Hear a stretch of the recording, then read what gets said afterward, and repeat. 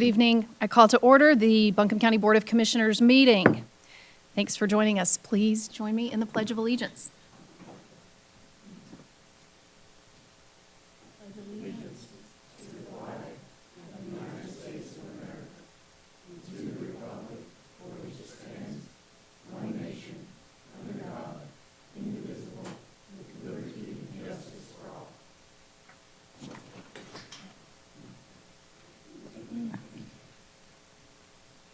Anyone parking for this meeting or using the bus may pick up passes on your way out, and it will be valid for today only. Ethics reminder to the board. In accordance with the Code of Ethics adopted by the board, all county commissioners have a duty to obey all applicable laws regarding official actions, to uphold the integrity and independence of the office, to avoid impropriety in the exercise of official duties, to faithfully perform the duties of the office, and to conduct the affairs of the governing board in an open and public manner. Is there any item on the agenda, the outcome of which will have a direct, substantial, and readily identifiable financial impact for any board member? Does any board member have a financial interest in any public contract coming before this board today? There being none, all board members have a duty and obligation to vote. We move to our consent agenda. Does anyone from the public have questions or comments about the consent agenda this evening? There being none, we do need to make a few adjustments to the agenda. And the first is to amend the agenda to move our proclamations and presentations just before public comment. Do I have a motion? So moved. Thank you. All in favor? Aye. Aye. All right. That has passed. And we also need a motion and a second to add our roadless rule resolution to new business. So moved. Second. All in favor? Aye. Any opposed? All right. Thank you for those changes. Now we need a motion and a second to approve the agenda and consent agenda as amended and presented. Thank you. All in favor? Aye. Any opposed? All right, we will move forward this evening with those changes. And that does bring us to our manager's report first. No report this evening. All right, so we will move right into our presentations this evening. And our first is our Food Waste Reduction Month proclamation. Commissioner Wells is going to present that, and Cassandra Lohmeyer, our recycling coordinator, is here to accept that proclamation.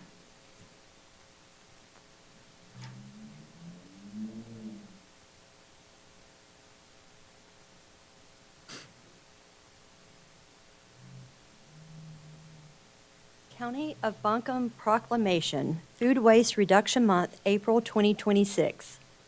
Whereas the United States leads global food waste generation at 60 million tons per year, and food waste comprises nearly a quarter of municipal solid waste landfill with North Carolina residents, businesses, and nonprofit organizations generating approximately 2.6 million tons of food alone.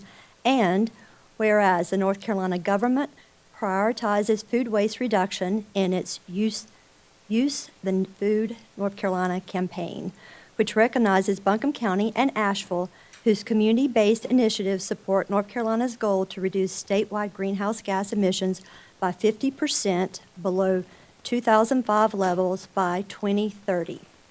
And whereas Buncombe County and the City of Asheville have supported residents in successfully diverting almost 1.5 million pounds of food waste from the landfill, and whereas reducing greenhouse gases is a primary objective in Buncombe County's Strategic 2030, with a goal of increasing the quantity of organic compost offset from the landfill from 205.5 tons in 2024 to 900 tons by 2030. And whereas with the grant funding from the North Carolina Department of Environmental Quality, Buncombe County Solid Waste has constructed a pilot aerated static pile compost processing facility, which we celebrated this past week, and is creating nutrition-rich soil for application on the landfill slopes from locally generated food waste while extending the life of the landfill.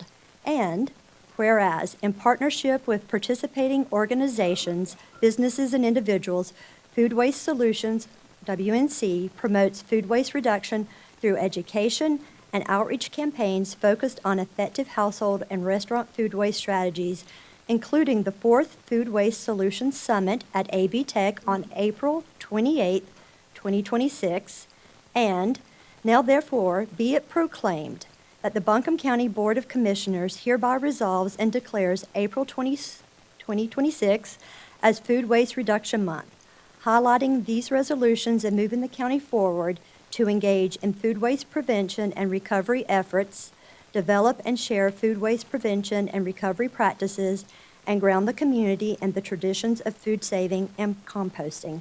This 21st day of April 26, Amanda Edwards, Chair, Buncombe County Board of Commissioners.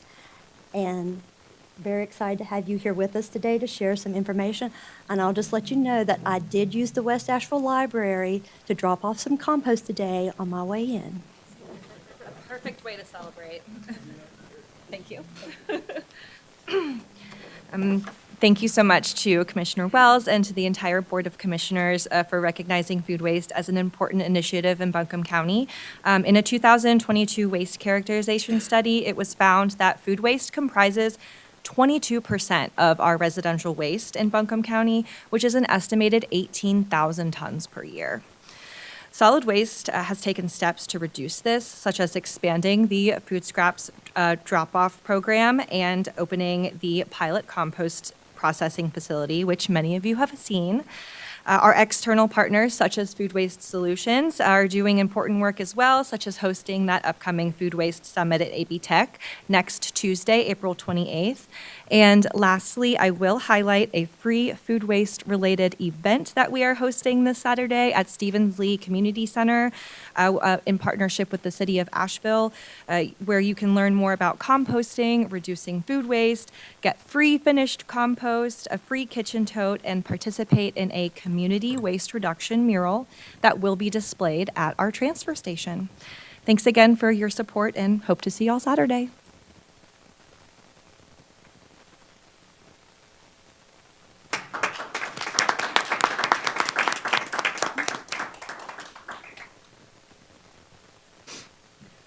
Our next proclamation is Child Abuse Prevention Month. Commissioner Moore is on his way to present that to Rebecca Smith.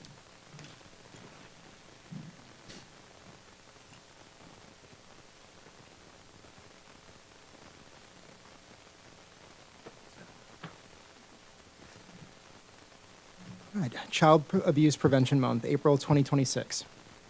Whereas children are our state's most vulnerable members as well as our state's most valuable resources, helping to shape the future of North Carolina. And whereas positive childhood experiences, like loving caregivers and safe, stable, and nurturing relationships, can help mitigate trauma and the negative impact of adverse childhood experiences to promote the social, emotional, and developmental well-being of children. And whereas childhood trauma can have long-term psychological, emotional, and physical effects throughout an individual's lifetime and impact future generations of their family.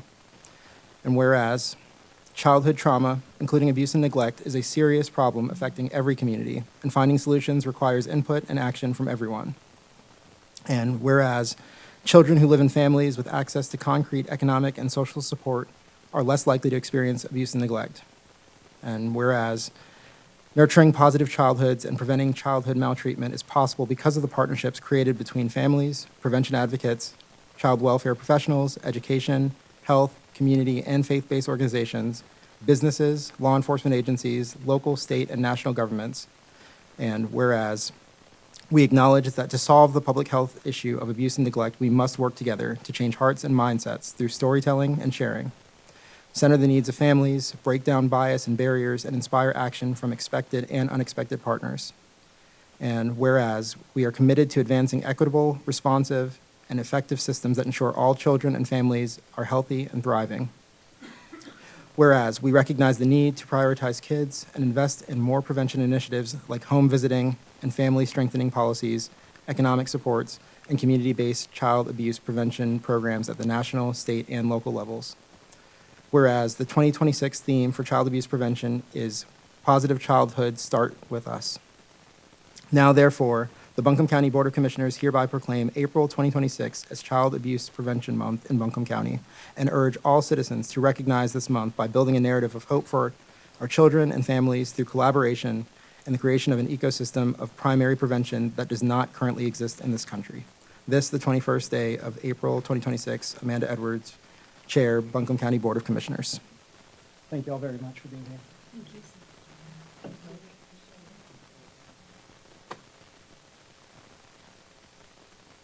On behalf of the Buncombe County Health and Human Services Social Work Team, I just want to say thank you to Commissioner Moore for presenting the proclamation and to all the commissioners for the opportunity to acknowledge and bring awareness to child abuse prevention. As you all likely know, approximately 250 families are reported and screened in as needing support related to child abuse and neglect in our community every single month. And our team of social workers intervenes with those families and assesses whether or not child maltreatment has in fact happened and whether or not the family is in need of ongoing intervention from our organization. When it is in need of ongoing intervention, we have the opportunity to serve those families through our Family In-Home team. And I wanted to highlight that team a little bit this evening to say that we intervene with approximately 25 new families every single month by providing intensive ongoing intervention through family services agreements where we identify critical needs in our families and link those families to services in our community to best support them. Things like comprehensive clinical assessments and ongoing mental health and substance use treatment, things like parenting, education and support like our Circle of Security parenting program, things like intervening ourselves as social workers, going into the homes weekly or bi-weekly to help support the family in making the behavioral change they need to reduce the likelihood of ongoing abuse or neglect, reduce repeat maltreatment, and support that family in addressing the dangers that led to their involvement with our agency. So just wanted to share that little piece of information about our wonderful Family In-Home team and the ongoing prevention work they do every single day. And I'm going to turn it over to one of our amazing partners at Mountain Child Advocacy Center, Carla Jones. Thank you so much to the commissioners for adopting this proclamation for Child Abuse Prevention Month. We've gifted you each a pinwheel pin, which represents happy and healthy childhoods, which every child in our community deserves. 1 in 10 children is sexually abused before the age of 18, and for many, the road to recovery is never found. Our partnership with Buncombe County Health and Human Services is vital to ensuring that no child in our community walks that road alone. By offering a listening ear and a hand to hold, together we bring hope, help, and healing to the most vulnerable children and families in our community. We're not only changing their lives, we're changing the future of our community, because it's never too early for intervention and it's never too late for healing. On this month, we recognize that prevention happens in many ways, and having families find support easily without stigma is a huge way that we are preventing further abuse and breaking cycles of abuse in our community. So thank you again. Together, we are helping the children and families of Buncombe County thrive.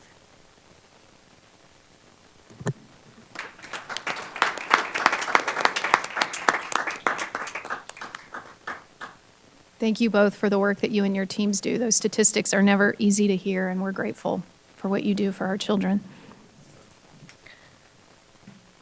Our next proclamation is being presented by Commissioner Whiteside's Public Safety Telecommunicator Week, and Michael Newsom, Operations Division Manager in Public Safety Communications, is joining him to accept the proclamation.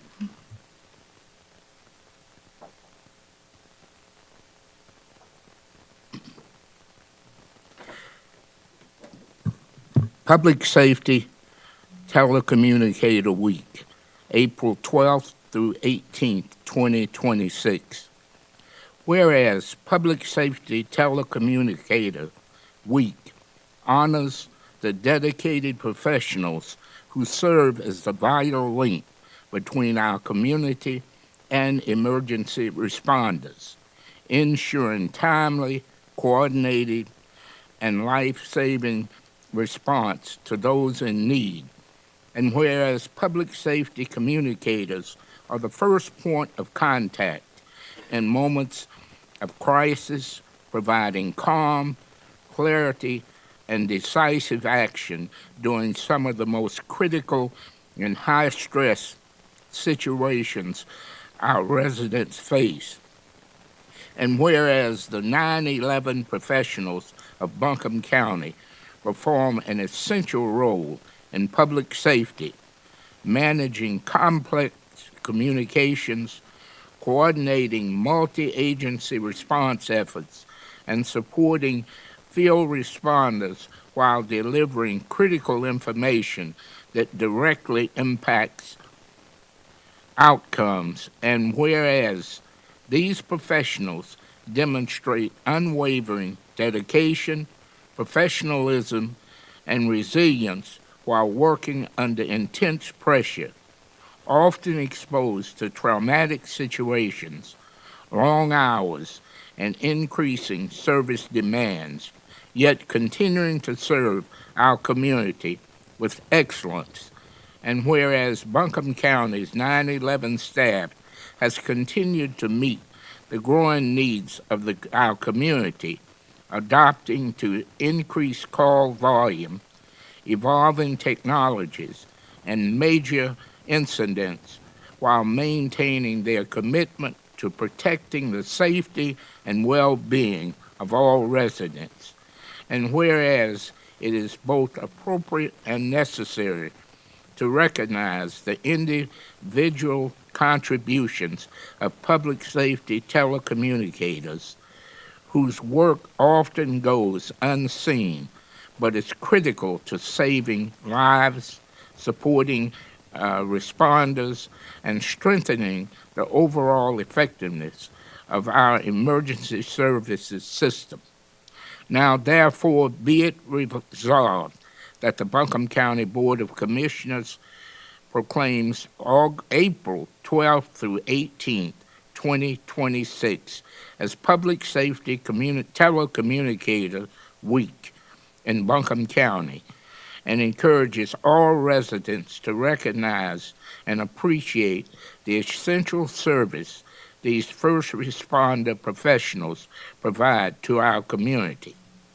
We extend our deepest gratitude to our 9/11 personnel for their unwavering commitment, their professionalism under pressure, and their indispensable role in safeguarding the lives and well-being of Buncombe County residents. Buncombe County remains committed to supporting these professionals through continuing investment in staffing, training, and technology to ensure the highest level of service for our community. This 21st day of April, 2026, and is signed Amanda Edwards, Chair, Buncombe County Board of Commissioners. Thank you.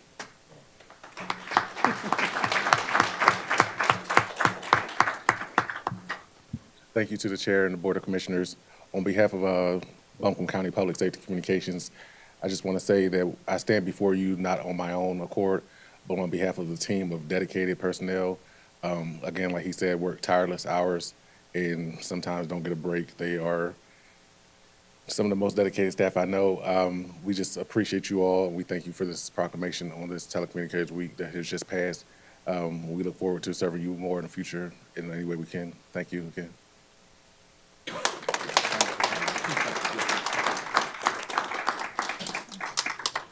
Thank you, Michael, and to the entire Public Safety Telecommunications team.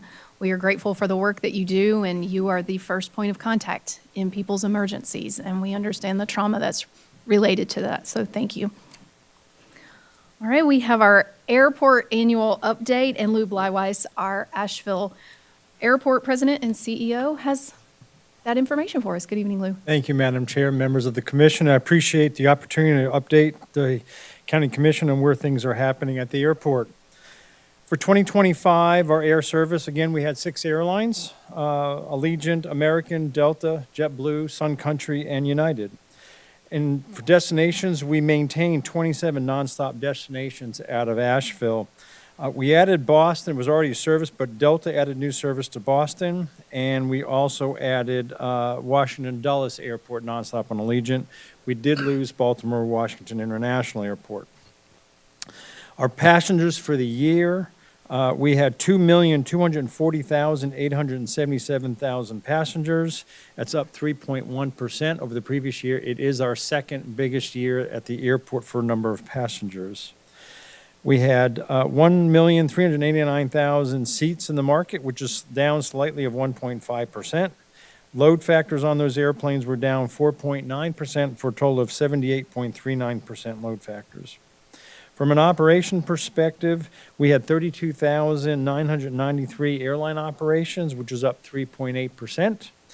General aviation and military were down 10.6% for a total of 40,533. Big news was we introduced our new logo and branding in the course of 2025.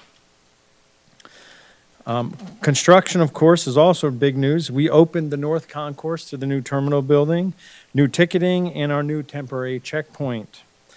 We also completed construction of the FAA control tower, which hopefully will be commissioned next month. We did some perimeter road improvements, and we also demoed a general aviation hangar area and making room for more commercial service aircraft. In total, we spent $126.2 million in construction in 2025. From a community standpoint, we once again had our runway 5K. We netted $38,000, which is a record for us. We split those net profits between AB Tech Aviation Foundation of $15,000, Western North Carolina Pilots Association Foundation of $15,000, and Big Brothers Big Sisters of Western North Carolina, who is our charitable partner, and gave them $6,000. We also gave Manna Food Bank $2,000 because of their efforts to assist our federal TSA officers back in this fall, and then again a few weeks ago, in helping them make it by with no pay under what's currently happening in the administration in Washington. We also, we did Pause for Our Passengers, which is our dog therapy program. AVL Gives is our own internal charitable program, and we, employees of the authority, donated over $12,000. Most of the majority of that went to Big Brothers Big Sisters. We had 2 blood drives during the course of the year. We also, of course, did our Blue Ridge Honor Flight, commemorating and memorializing those veterans that served in our wars in previous time. We did music in the airport, and we also brought back art in the airport with the new terminal building, and our first art exhibit was a lot of the artists from the RAD area that were devastated by Helene. Economic impact from the airport is still $3.85 billion a year.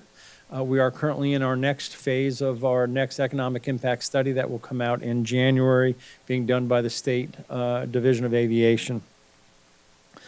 Financials for the year: from operating revenues, we earned $29,636,000. Operating expenses was $17.6 million, giving us a net just from the operating budget of $12 million. Assets in 2025 ended up being $357,631,000, which is up $43.3 million from the prior year. That concludes my report. I'm happy to answer any questions that you all may have. Other questions for Lou? I just have a quick Yeah, question. go ahead. Lou, thank you for the presentation. I was curious, are there any incentive, and first off, congratulations on the expansion and all the work. I know it's been a long road to get there. Are there any incentives to bring in local vendors when contracting out who is there in the airport? I know a lot of times airports have kind of their local businesses that are highlighted. I'm curious if they'll do anything like that. Our current operators, Parodies, Lagardère, they are a national company. They try and work with local vendors to bring in. We did that research and that work, pounding the pavement, looking for local operators to come into the airport. Unbeknownst to most people, it's very expensive to operate at the airport. To build out a facility is well over $1,200 or $1,300 a square foot. Makes local operators a little less, wanting to do that. Our passenger numbers still aren't there from a revenue standpoint either. You really need to get up. I mean, even though we are the third largest airport in North Carolina with over 2 million passengers, it's still, the cost of operating is still very expensive, so it's break even. So we tried to do that. We're still working with local operators trying to get in. In the meantime, we do have a lot of local products that are being sold in the airport. And we're still working, again, we're working on others on the second half of the terminal to see if we can get some more local operators to participate with Parodies. But right now, it is something we'd love to have. Obviously, we have a lot of local beer in the terminal through our vendor.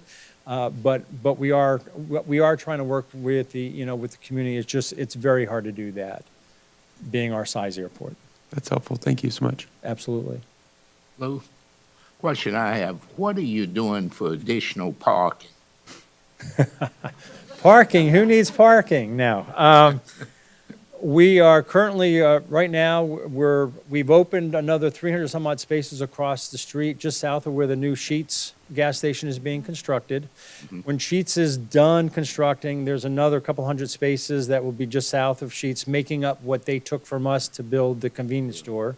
And we've got about 1,100 space surface parking lot being constructed right now to the north of the field across from our general aviation area. Okay. And bigger picture, long-term, we are in some preliminary designs for our second parking garage, along with changing the roadway, entranceway, all of that of the front of the airport. So there's a lot of moving parts, but we are addressing parking and hoping that once we open this additional 1,100 surface space, we'll be set for a while. I keep saying that, and it keeps bouncing back at me because our growth continues to go up. Good. Yeah. Are any alternative modes of transportation that you're working towards? Partnerships with the city to get bus service or anything like that? We have bus service now at the airport, and actually we have a transfer station, I say that, between Apple Country and our Asheville service. In the new garage, we are looking at putting in a whole ground transportation system, which will move the bus systems into a garage, making it more convenient for the passengers who are riding those buses to change and transfer and get to and from the airport. And so and then we're going to be modernizing the TNCs, the Ubers and the Lyfts and all that. We know that's right now is a major pain point or pinch point for us. That's going to be getting better when the parking lots that were under construction right now are finished. The lower employee lot, which is closer to the terminal building, that would become the ground transportation lot versus the lot now down out just beyond the Marathon gas station. So we're making improvements to that. It'll be walkable, and we'll still have a shuttle to that lot for those that don't want to walk it. So that's where we are, and yes, we try to work with all operators as possible. Lou, I also want to commend Tina Kinsey and her team for their marketing awards that they won on their full branding campaign of the new airport. It was incredibly well done from start to finish, on brand, and kudos again to Tina.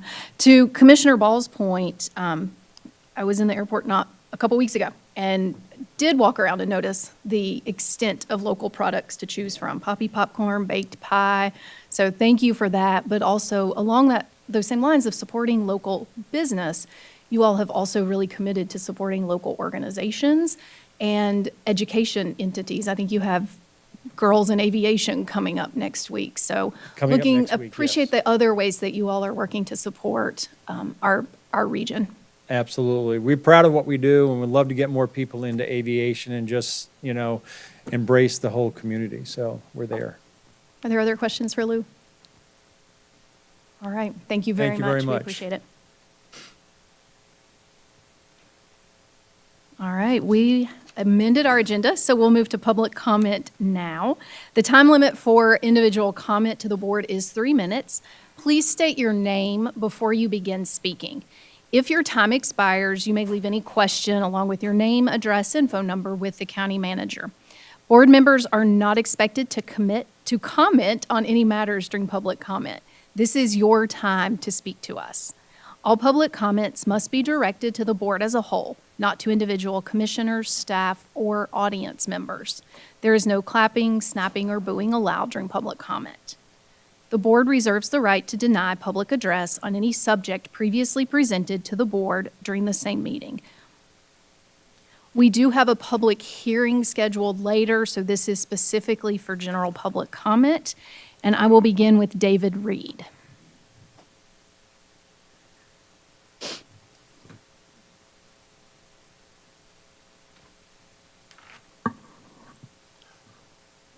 Thank you, Madam Chair and Commissioners.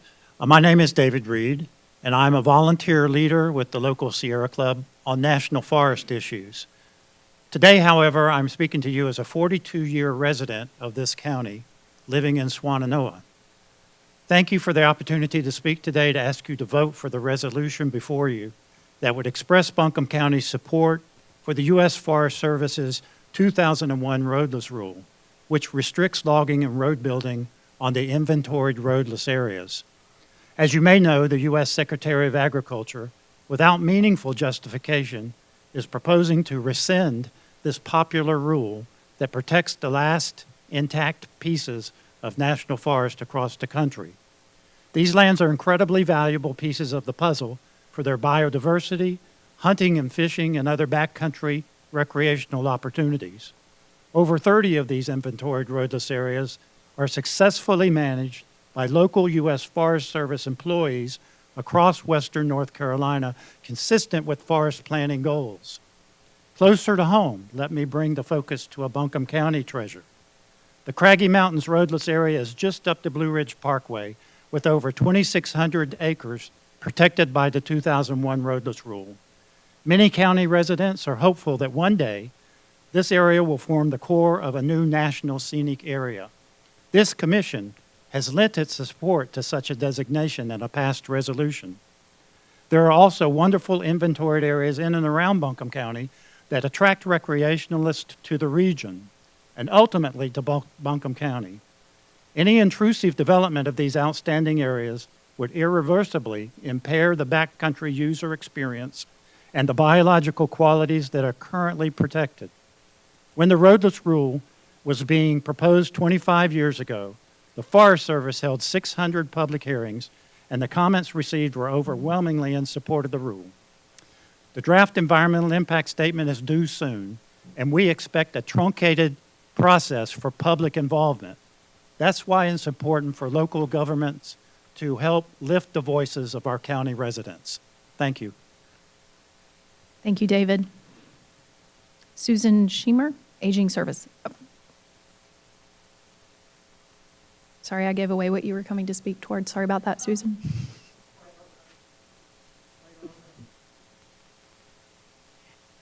Susan Schemer, and I have continued as the chair of the Home and Community Care Block Grant Advisory Committee for the county. I'm here on behalf of the providers that receive the Buncombe County Supplemental Aging Funds. This grant cycle, applications opened on January 9th, and the deadline for closure was the 27th of February. Since then, committee volunteers have been working to review, evaluate, and determine funding amounts. Tomorrow, we will finalize our fiscal year 27 funding awards.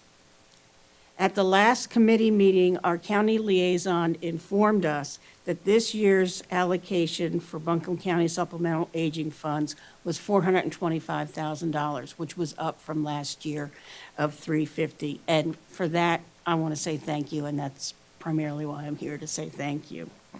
And I also want to assure county management that the committee volunteers make difficult, thoughtful decisions. We are good stewards. We are good fiscal stewards, monitoring spending levels monthly and adjusting accordingly in the next grant cycle. Also, we maintain transparency through live streaming of our meetings. All grant providers are required to send in a mid-year and a year-end report. On one of the most recent reports, one of the clients from Better Together Transportations wrote, "Prior to Better Together, I was only able to go to medical appointments. That was no life. Being stuck at my home, I felt like I was just waiting to die. And from one of our other providers, On Track Older Adults, my credit score has increased, my amount of savings has increased, and a lot of money anxiety issues have gone away. I want to thank you and reassure you that these funding programs have real impact on the county's older adult residents. They provide transportation and opportunity for social interaction, which enhances quality of life and supports elders and their caregivers. Again, thank you so much for your support. Thank you, Susan. Chris Gordon.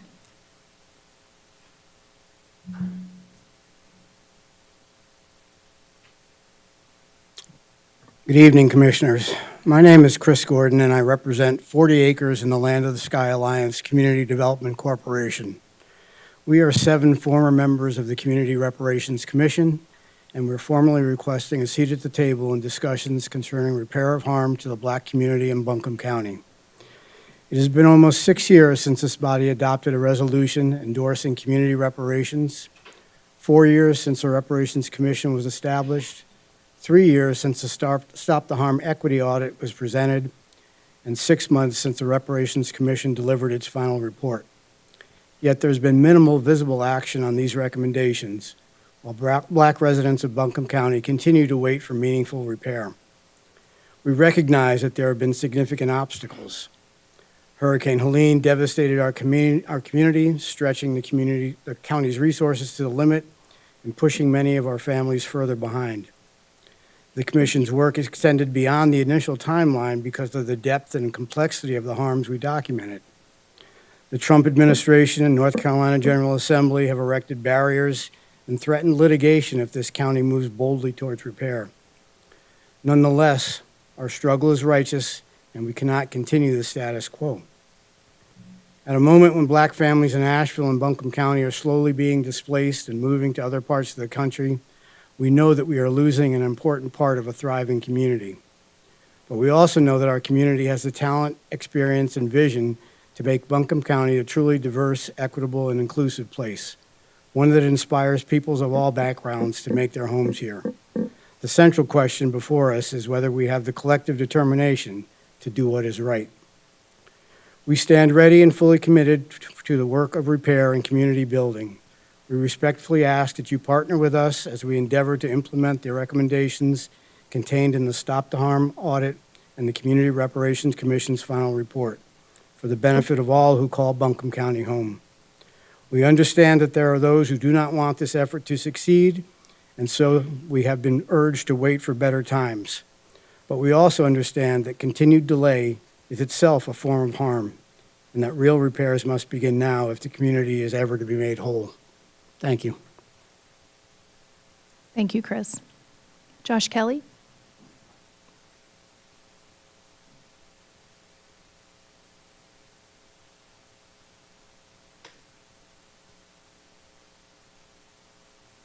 Good evening, Commissioners. My name is Josh Kelly, and I live in Asheville. I'm here on behalf of Mountain True and our thousands of members and supporters. Like David Reed, I'm here to speak with you about the roadless rule, and thank you for considering a resolution in support of the 2001 roadless rule. So I've described the 2001 roadless rule as the most important environmental regulation that no one has ever heard of. I was fortunate that this was an issue when I was at UNC Asheville, and back in those days, the Forest Service spent several years developing this rule and held 3 public hearings in Asheville. Over the course of those hearings nationwide, there were 600 hearings nationwide. They collected 1.5 million public comments, of which 95% were in favor of the rule. And this was in context of the U.S. Forest Service going through a period in the 1990s where they were losing $2 billion of taxpayer money annually, building roads into the most rugged and remote parts of national forest. Values around our public lands have changed since World War II, when timber extraction was the dominant use of national forest land. And there are many more uses now. And as David pointed out, Asheville benefits greatly from the roadless rule, not only from the Craggy Mountain area that is in Buncombe County, but from areas upstream of here. And yes, we are all downstream, but Buncombe County is particularly downstream of Transylvania and Henderson counties. in the French Broad drainage, and there are 14,000 roadless acres in the upper Mills River watershed. The Mills River, as you know, is a water supply watershed for Asheville and Buncombe County.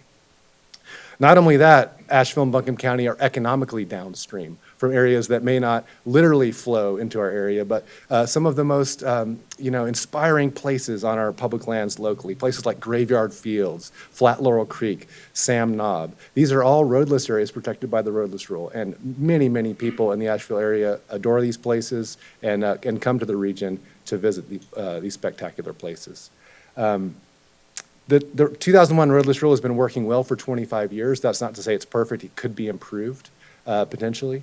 But scrapping the rule would be a really bad idea and send us backwards to a time when these places were not protected and were being chipped away at piece by piece, area by area. And so having a uniform rule that addresses roadless areas nationwide and in North Carolina makes a lot of sense. So thanks again for taking a look at this rule, and I hope you end up supporting it tonight. Thank you, Josh. Ken Brame.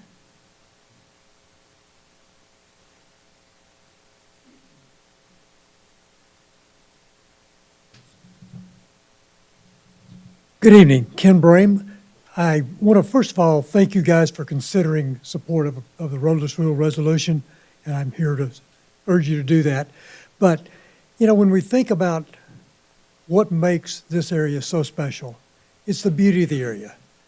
The tourists that come here, that drive on the Blue Ridge Parkway, don't come to see clear-cut areas. They want to look out the parkway and see the beautiful mountains and the trees and the forest that we have. We also know we're in the middle of a major drought right now, and statistics are that fires start very close to roads. And the roadless areas, one of the reasons that the administration would like to rescind this is say, well, we need to be able to fight fires there. Well, if you don't have roads there, you don't have fires for the most part. So that's another reason. But really, it's an opportunity for our residents to enjoy the beauty of these areas. It's an opportunity for the tourists that come here to enjoy it. So again, I'll be brief, but encourage you to support the roadless rule. Thank you. Resolution.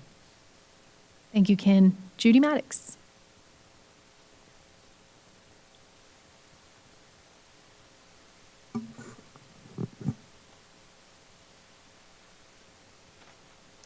Well, hi, Commissioners. How fun to see you again. It doesn't happen very often, but it's always a privilege. I'm Judy Maddox. I'm chair of our Western North Carolina. We have thousands and thousands of members and supporters, and just like Mountain True and the other wonderful folks who've spoken to you, we are just really grateful for you guys and for your willingness to consider support for the roadless rule. Just some dry numbers. I love to fly over our country, and I love to look out the windows. And do you know what? There are 45 million acres covered by the roadless rule. And it's like, yes, I want you to stay there. And here you've already heard this in Buncombe County, there's a mere 2,600 acres. I mean, it's like, wow. So I don't know about you guys, but I'm a hiker and a lover of nature, and I want to go out there, and I don't want to see a road, and I don't want to see the trees cut down. I just wanted to cry the other day when I was hiking and the Helene trees were down and cut, and I don't want the Forest Service to come in and cut a bunch of trees. I want to just joy and kick up my heels and love and bring in tourists and bring in all the money that tourists bring. Oh my gosh. But we live in a beautiful place, and I think you can ask anybody why they're here, and they're going to tell you it's a beautiful place. Let's protect it. Thank you, guys. Thank you, Judy. Bill Maloney.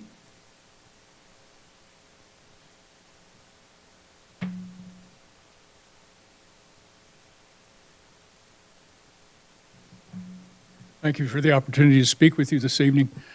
It's an honor. I too support the roadless rule, as the people have just said here. I'm Bill Maloney. I live on the north side of Asheville. I'm a member of Mountain True and a member of the Sierra Club. I'm against opening our parks and forests to any new roads.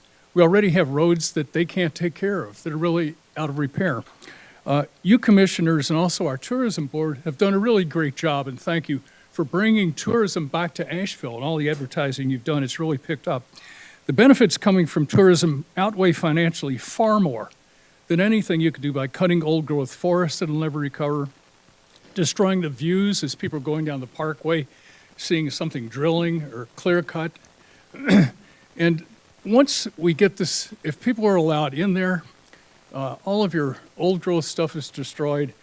We pollute our rivers, our streams, and our water systems that are never going to come back. Our lands do not belong to our administration. Our lands do not belong to a few billionaires. They belong to the people in this room, to you, and to people all over our United States and our world. This is a true treasure that we can't replace. We need to preserve these for generations to come. So tonight, let's all say no to any new roads in our public lands. Thank you very much. Thank you, Bill. Bill was the last person to sign up for public comment. But is there anyone in the audience who would like to speak who did not sign up? Come on forward and state your name.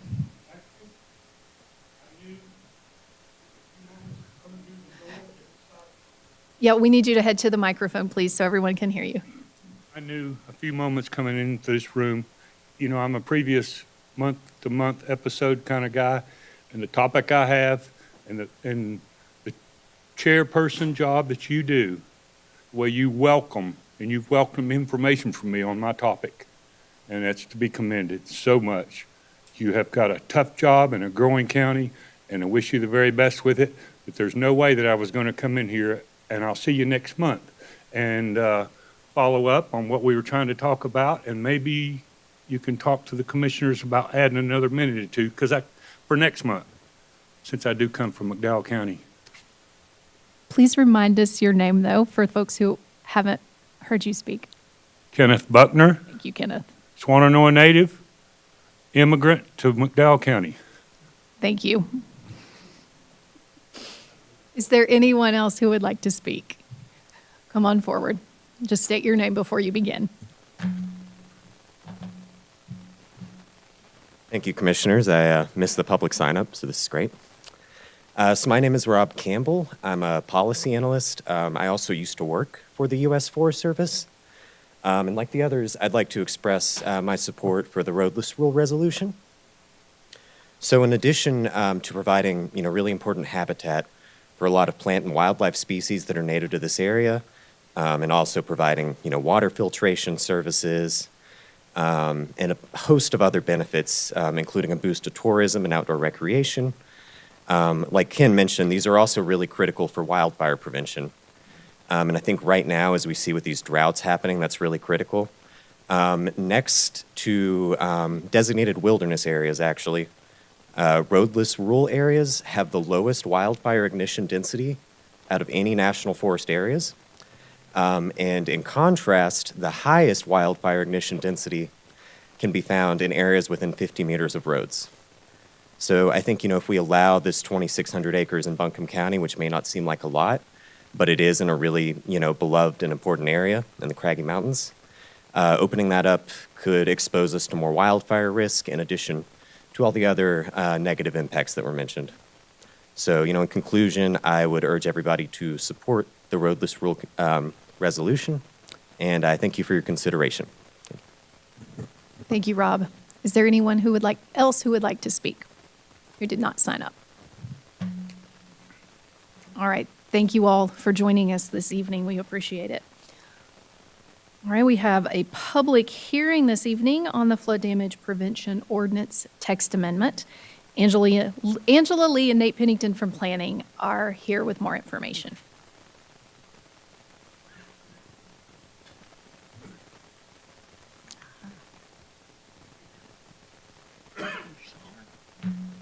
Good evening, Commissioners. My name is Angela Lee. I'm the Floodplain Administrator for Buncombe County and a Certified Floodplain Manager.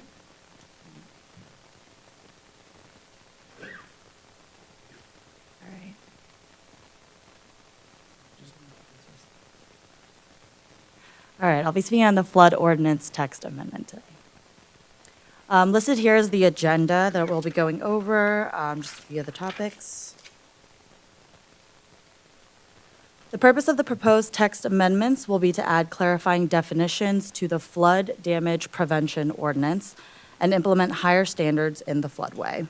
This is going to be our first proposed phase of ordinance changes, and we'll be focusing on critical and life safety changes. Part of these standards are to expand the definitions section, reduce construction in the floodway, and reduce temporary structures in the floodway as well.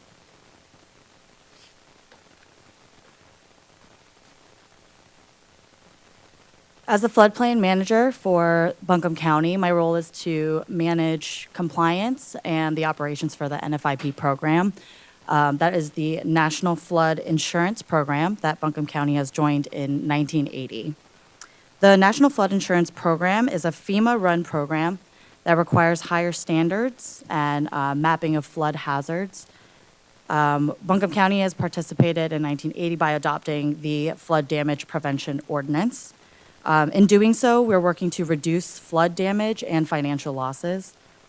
And through this program, FEMA will provide flood insurance and hazard funding such as HMGP for those that are in the special flood hazard area. In the special flood hazard area, if we look at the example shown, is the flood fringe and the floodway is what we call the special flood hazard area.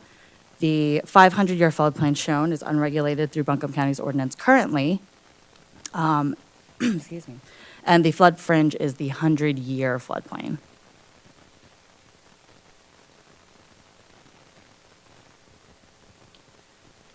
Our first proposed definition expansion is the conveyance shadow. The conveyance shadow is an area upstream of or downstream of an existing obstruction to flood flows. The conveyance shadow is currently regulated within our ordinance, but we're looking to add this definition to our current ordinance to create some clarification.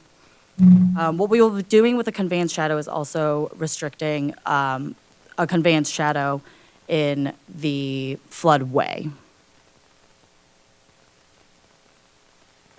I just want to jump in and give you all an example of what that means. For those of you all familiar with the old Manna Food Bank building on Swananoa River Road, an addition was done using this provision of what's allowed in some of the FEMA circulars, and they did an addition within the floodway.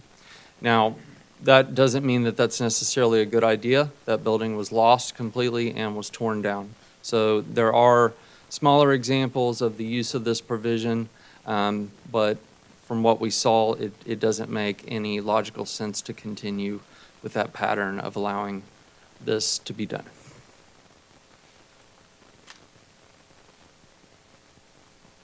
Our next definition addition is the repetitive loss definition.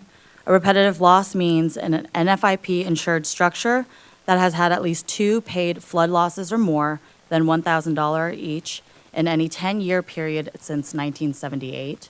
Again, this repetitive loss is what we have in our ordinance. We're looking to add the definition for clarity. The next definition is the letter of map change.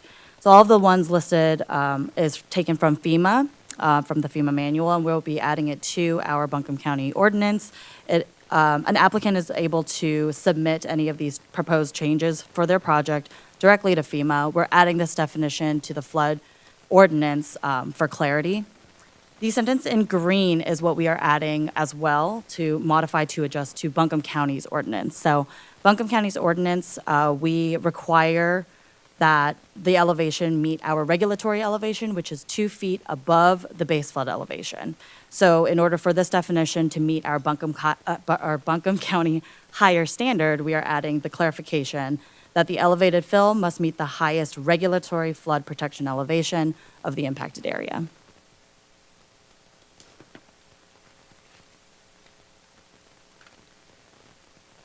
Our next definition is the substantial improvement. This definition is already in our flood damage prevention ordinance. What we will be adding as clarification is that historic structures must adhere to the variance procedure.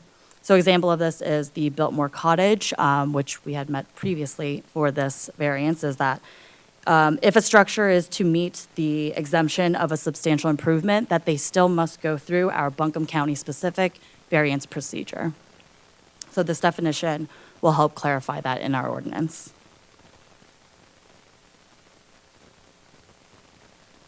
As I'd mentioned before, this phase of ordinance changes is geared toward targeting the floodway. The floodway includes the channel of river or watercourse and the adjacent land area that is mapped to be the most susceptible to flooding. It's the area that has the highest risk and has the highest level of protection due to its highest risk and impacts with development. So our ordinance changes here are geared toward protecting that area, that floodway area.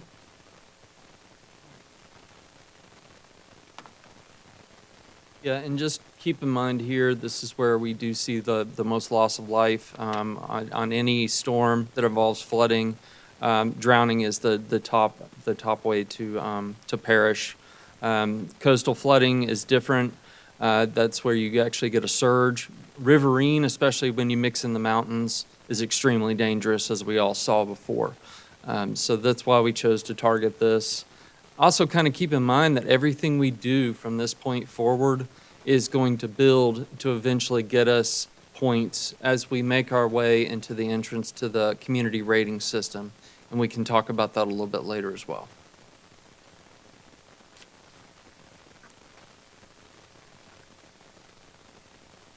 These next changes will be on our floodway section of the flood damage prevention ordinance.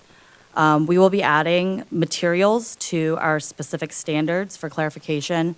All temporary non-residential structures and materials are required an EAP, that's an emergency action plan, for all temporary structures and storage in the floodplain. Currently, we only require non-residential structures. We're looking to add materials to this as well so that anything temporary will require some sort of emergency action plan.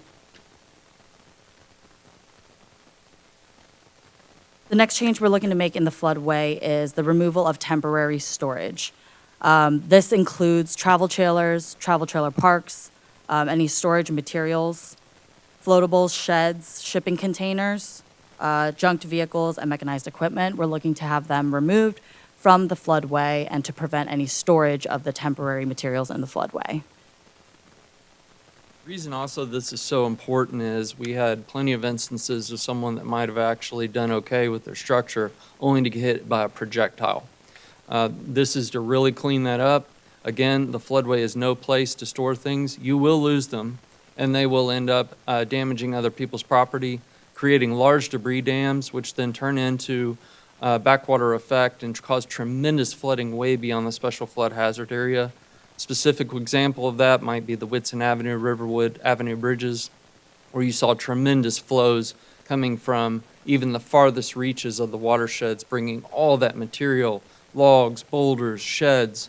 So when you have that, it really starts to turn into a chain reaction.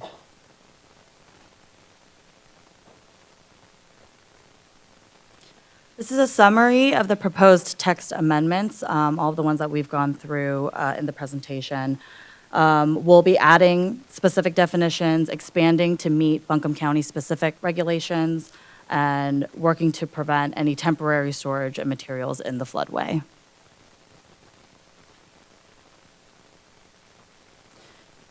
The hearing notification, the case number is ZPH 2026-00002. There was a notice placed on the Buncombe County website on April 1st, 2026, and a notice in Asheville Citizen Times, a legal ad on April 1st, 26, and April 8th of 2026. The Planning Board recommended approval at their March 16th, 2026 meeting. And the requested action today by the Board of Commissioners is to hold a public hearing and to vote on the proposed text amendment with the comprehensive plan consistency statement.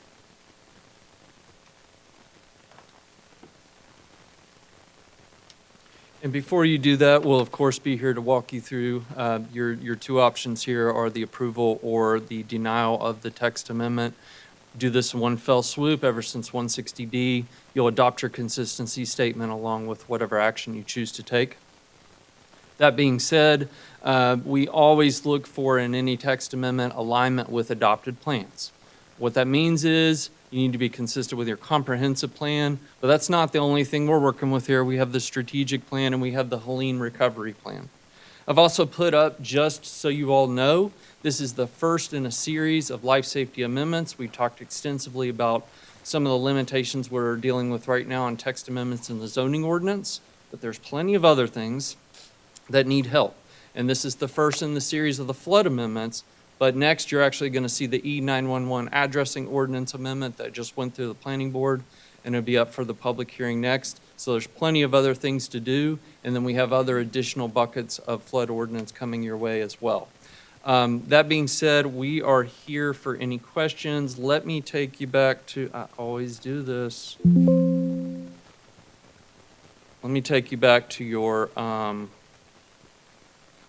draft board motions, and then I would suggest that you open up the public hearing and then ask for public comment before you all deliberate, unless you have any questions right now. Commissioners, are there questions before we open the floor for a public hearing? Okay, if not, we will open the public hearing at 6:14. Is there anyone here who did not sign up to speak during this public hearing but would like to do so? All right, there being none, we will close the public hearing at 6:14 p.m. Commissioners, what questions do you have for Nate and Angela? Well, one question for either one of you. So what maps will these be based on? Are you current, when were the current maps? Are there maps coming? Give us some more information on that, please. Sure, yeah. So all of these changes that we listed here today are going to be based off of our current maps. Those are going to be our used regulatory maps for our current ordinance. Once those new maps get adopted, then we will adjust that ordinance to the new maps. As of now, it's all based off of the current maps we are using, which is the 2010 maps. Okay, so the 2010, and then when will we expect the new maps? So they are, right now, they've already flown the area that's where they ping the area using LiDAR data and lasers. They're in the process of what's called H&H study. This is the hydraulics and hydrology. This is what feeds the new flood insurance study, which is the basis of the new maps. Now, this is a very involved process, meaning that when we get to the point, we will be having a public hearing on the adoption of the new maps. Team Flood goes out. We meet with all the other municipalities within the county as well that are all members of the National Flood Insurance Program, and it's a multi-step process. We need to also be careful to align that with our regulatory changes, because what comes out as part of your new maps is a new state model ordinance. We're actually in coordination with the state on a weekly basis. So what that means is we're already doing things that are likely going to show up in the new model ordinance, and we're actually trying to get ahead of the curve because eventually we want to join the community rating system. So I think we have a very structured process that you're going to like, because everything we do here from here on out gets us points in the community rating system. That's how we've structured things for you all. Thank you. Andrew? Can you speak to what enforcement looks like for these types of structures in the floodway? Oof, code enforcement. Okay, so right now there is quite a bit in the world of code enforcement. We adopted some temporary housing options. We have experienced, today I wrote a fairly hefty letter on a very serious violation of extensive grading in the special flood hazard area. We have numerous examples of, some folks may not know, some folks do know. But any work you conduct in the special flood hazard area requires a permit for obvious reasons. This is one of the things that's actually keeping us very busy on the side, is code enforcement. And it's not just simple code enforcement. Most of these cases are very multidisciplinary, and we can share stories all night in the world of code enforcement, but that's just a high-level overview. That's helpful. Thank you. I'll just offer a thank you for the diligent work that you've done, making sure that we're addressing this in phases. I know it's not easy to go through, but this is tangible, concrete, helpful, and immediately makes people safer. I had not thought about 80% of these ever in my life, so this is helpful and good perspective. Was there anything in the planning board meeting that you found instructive, any public concerns that we should just keep our eye on moving forward? Well, we had pretty much the same kind of conversations during the planning board. I will tell you one thing that we found out from the state, and remember, we're at a benefit here in the state of North Carolina. We're a state partner agency directly with North Carolina Emergency Management. Remember, we're unique. We're a handful of states that actually does the mapping. And that's a partnership with FEMA. And it's also a godsend to be able to pick up a phone and call somebody at the state. One thing that they told us, though, is due to the partial government shutdown, remember FEMA is contained under Homeland Security, that has created a bit of some technical issues in terms of getting some higher level applications reviewed. Those specifically are like conditional letter and map revisions, things of that nature. So that is one thing that we found out very recently that I wanted to bring to your attention. Thank you. Are there other questions? I was actually, before you jumped in, if I was going to say one quick thing, thank you for this, because I know from the community after the storm, we heard a lot about building back with resilience and ensuring that we're thinking ahead to what, how to protect our community from future storms. And I know that this all builds towards that. So this is responsive to what the community has asked for, and I appreciate all your work on it. So thank you. We're really working on a balance of, as Nate had mentioned before about code enforcement, to go in with code enforcement to balance out, HMGP and different departments that are working together, and hearing the community talking about resilience as well, and kind of aiming at different phases and working on the life safety part first to really show that we can show an incremental growth in this and work with these other groups to not only do code enforcement, but to work in a way that we can have our ordinance be stronger through code enforcement and encourage resiliency. Thank you, Angela. And I appreciate the alignment with the other plans that we have in place and the work that has already gone into so much of that. And just being able to immediately align, I think that's to be commended as well. So thank you all. Other questions? If not, do we have a motion? I'll move that the board approves the text amendment as it is consistent with the Buncombe County 2043 Comprehensive Plan. Second. Any further discussion? All in favor, say aye. Aye. Any opposed? All right. Motion is approved unanimously. Thank you both. Thank you. We have one additional public hearing this evening, the Unified Fire District, and Rafael Baptista from Strategy and Innovation has the presentation for us. Good evening, Rafael. Good evening, Commissioners. Thank you for the opportunity to be here tonight. I'm Rafael Baptista, Strategy and Innovation, here to talk to you about the Unified Fire Tax District. Before I start my presentation, I know we have a lot of fire chiefs in the audience, and I just want to give them a profound thank you. We've been working closely with them since October, meeting with them regularly. They're always showing up, they're engaging, they're having parts of the conversation, and I appreciate their partnership, their work through this, and all that they've taught me about the fire service in Buncombe County and the work they and their staffs do every day to serve our communities. So today, we're going to have a presentation on the Unified Fire Tax District, followed by a public hearing, and then a request for y'all to consider voting on the establishment of the Fire Tax District. Hey,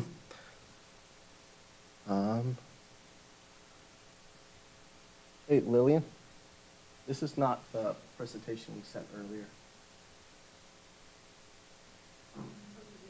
It's the one I sent to Ben. While they update that, I'll go ahead and get started. Oh,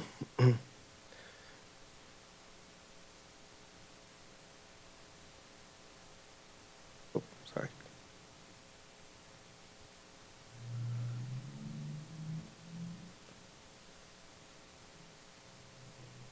Okay, I'll just wait then.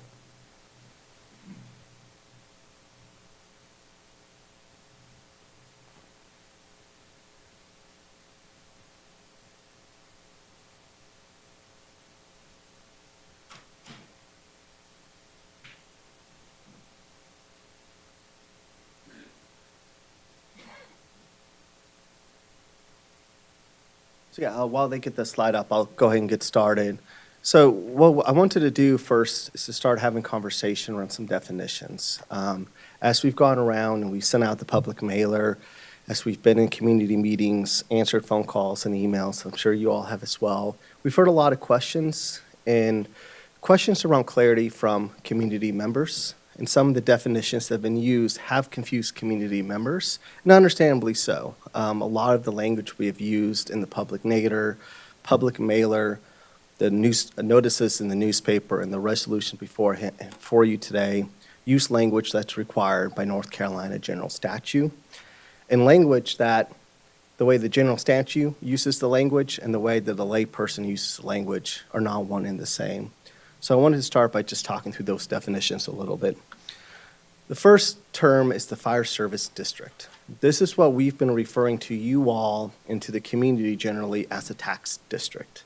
Fire service district is a district that the Board of Commissioners creates that allows you to set and levy a property tax to collect tax revenues to pay for fire service. When we're talking about the resolution today and efforts today, it is around this fire service district. We currently have 20 of them in the county. The conversation around has moved from 20 to 1. The second definition that's in there is the fire insurance district. This is the actual response areas of the fire departments. Buncombe County, we have 20 fire service or tax districts and 19 fire insurance districts. This resolution makes no changes to the fire insurance district, and indeed, actually, it has some language in there in the therefore section that states we will maintain the fire insurance districts. So there's no change to the departments, there's no change to the response areas. It's a change to the tax district and the mechanism for collecting revenue to fund the fire service. So if we look at our current funding model, Buncombe County contracts with and funds fire protection through 20 of these fire service or tax districts. We then contract with 19 fire departments. These are individual independent fire departments with their own boards that provide fire service in their insurance districts. Fire protection in Buncombe County is primarily funded through property taxes levied in each district. It's important to note that the revenue generated in a district must remain in the district. So this is a list of all the current fire tax districts we have. You can see the tax rates range from 8.36 cents to 22.70 cents with a pretty big range within there. So there's definitely a very big spread among our tax districts. This is the map of the current tax districts. This is the map of the proposed new tax district. So when we ask the question of why are we having this conversation, it fundamentally comes down to fire service is really important. And we as a county have an obligation to provide an appropriate and the best possible fire service we can. So we came at this from a lens of what can we do to support our fire departments. They provide an incredibly important service, and we want to ensure that they have the resources to do the work that they do. A couple of challenges that we've noticed with our current funding model is that it has uneven financial sustainability across the fire departments. If you were to look at the financial statements of these departments, some of these departments are fortunately in a pretty solid financial position. Some of these departments, because of the property tax bases, have a lot more financial challenges, and the outlook is a little more challenging for them. We see uneven fire service standards throughout the county combined with uneven property tax rates. Just because your tax rate is higher does not mean you're paying for a greater level of fire service. Unfortunately, the inverse tends to be true because the higher tax rates occur in communities with smaller property tax bases, and they have a difficulty generating as much revenue. We know that a lot of our fire departments have challenges in recruiting and retaining firefighters. We also know that we have a significant amount of aging fire apparatus and firefighter personal protective equipment. We need to ensure that our firefighters have the appropriate apparatuses and equipment to do the job that they do. Today's conversation is one of many steps on a multi-year journey to attempt to work with our fire departments to support them. We have worked with them for the last 5 years to improve their financial and budget planning. We have commissioned a compensation and benefit studies of the fire departments that also looked at response times, equipment, and financial health. And we believe that at the end of this, we still have additional work necessary to be done to fund the investments necessary in the fire service. We have looked at other options to achieve financial sustainability, and we do believe that this financial model most accurately reflects how Buncombe County Fire System works and it creates a fair financial model and sustainability. I mentioned earlier that the taxes collected in one district must remain in that district. But the reality of the fire service in Buncombe County is while the revenue might remain in that district, the services and the firefighters do not. Whenever there is a fire in Buncombe County, multiple fire departments respond to that fire. So Skyline Fire residents in one district are paying for services in their district, but their district's providing services to other districts, and they're also receiving resources from other districts as well. We have been working closely with our fire departments, meeting with them bi-weekly since October. We additionally met with the chairs and members of their boards of directors in January. We've engaged with them closely. And then we asked the question of why a unified tax district? We believe that a unified tax district can generate several benefits for the community. One, we believe it will improve the safety of firefighters and community members. It will reduce the risk of loss of life and loss of property. It will increase fire system resiliency through a more sustainable funding mechanism. It will ensure a basic level of fire protection in Buncombe County. And it will allow departments to address long-term increasing costs for personnel and apparatus. We're also not the only county in North Carolina that is looking at that.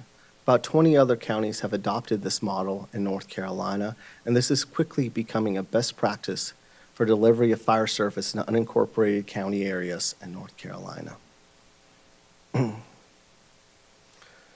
State law requires that when we look at creating a district like this, that we create a plan for increasing the service delivery within that district. We have worked through this plan, and we have a two-step plan that we believe will improve the fire service in Buncombe County. Step one of that plan is to adopt basic standards to ensure consistency in what fire service should look like in Buncombe County. Step two is the creation of this district to ensure we have the funding mechanism to be able to make the investments necessary to meet those basic standards. We worked with our fire chiefs, and they developed and adopted these standards for what fire service should look like in Buncombe County long term. This is looking at a residential structure fires. It's informed by National Fire Protection Association best practices, as well as the knowledge and experience of our local fire chiefs. The first component of these standards is a goal that we will have 4 firefighters on scene within 8 minutes, 80% of the time to structure fires. This will allow our fire departments to be able to quickly start doing the work they need on a fire scene. Over the course of the incident, their goal is to get to 22 firefighters on scene. 22 firefighters is the number of firefighters they believe they need to safely and effectively fight a fire. In our rural areas, the goal is to have 22 firefighters on scene within 25 minutes, 80% of the time. In our suburban areas, to have 22 firefighters on scene within 10 minutes, 80% of the time. It is important to note these 22 firefighters will come from multiple departments. At present, we have no department that has 22 firefighters on shift at any time. So when you're talking about 22 firefighters, you're talking about 22 total firefighters across the Buncombe County system. When we look at our fire system, some of the budgetary challenges we have, we know that many of our departments have starting hourly pay between $14 an hour and $16 an hour for firefighters, many of whom also have some medical training. The county commissioned a third-party compensation study that found our fire department salaries did not meet living wage or industry benchmarks. And in conversation during the budget process, we have seen requests from most of our fire departments in that they believe they need to increase their starting pay to at least $18 an hour in order to be competitive. When we think about stations and apparatuses, we know we have aging stations that were not built to provide 21st century fire service, or stations that were built when communities were much smaller and did not have the same amount of need for apparatuses. We also know that as we continue to grow throughout the county, that we will need new stations and new apparatuses to ensure adequate fire service. At this point, we don't have a draft tax rate for you. What we do have is some numbers to help you understand kind of where we are based on the budget requests from our fire departments. If we had had a unified fire tax rate in this fiscal year, in fiscal year 26, the tax rate would have been 13.24 cents. Looking ahead to fiscal year '27, if you were to adopt a revenue-neutral tax rate, that would be 9.19 cents. When working through budgets with our fire departments, we requested that they tell us how much money they needed to maintain operations. To fund that total number would require a tax rate of 14.45 cents. At your April 28th budget work session, budget staff will work through with you these numbers, and then the county manager will share a recommended tax rate once he recommends her budget. We've also engaged with the community. We've done numerous presentations to commissioner meetings. We also held a community-wide town hall on February 26th. We sent a mailer to all impacted property owners in the county in mid-March. Staff from my team have been present at the property assessment appeals clinics to answer any questions from residents about this effort. And those would be the ones in the unincorporated areas. Additionally, the public mailer included an email address and phone numbers for residents to call with questions. Through those means, we received approximately 100 phone calls and about 15 emails from residents. The vast majority of the calls and emails that we received were information seeking in nature. We have been collecting the common questions that we receive from community members and wanted to go ahead and provide answers to them for you tonight. The first question we received is, how will this impact residential fire insurance rates? And the answer is it most likely will not impact them.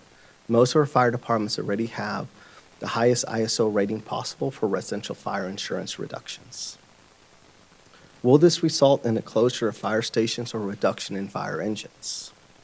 It should not. We believe that this will result in additional new stations and new engines as we have the ability to invest in the fire, better invest in the fire system. People have asked, how does this benefit me? How does this help the community? And this model addresses both immediate and long-term fire protection needs, supports future growth and population shifts, and works towards meeting nationally recognized staffing and response standards. Will this change how fire departments operate? It will not. Other than the adoption of the basic standards, which will be applied over multiple years, the fire departments will remain the fire departments. They'll retain local control over their management and their operations. We see them as critical partners, and we value their partnership and seek to continue to empower them in the important work they do in our communities. Will this increase my property tax? At this point, we're still working through the budget development process, and the greater clarity around the individual impacts of the tax rate will come more clear as this project plays out. So before we move to the conversation on the public hearing, I'm happy to take any questions from y'all. We'll go ahead and do the public hearing and then come back for questions. Thank you, Raphael. Good. All right, we will open the public hearing at 6:36 p.m. and Laura Cooper is first on.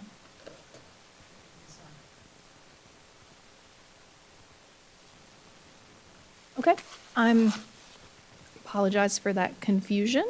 Wayne Hamilton?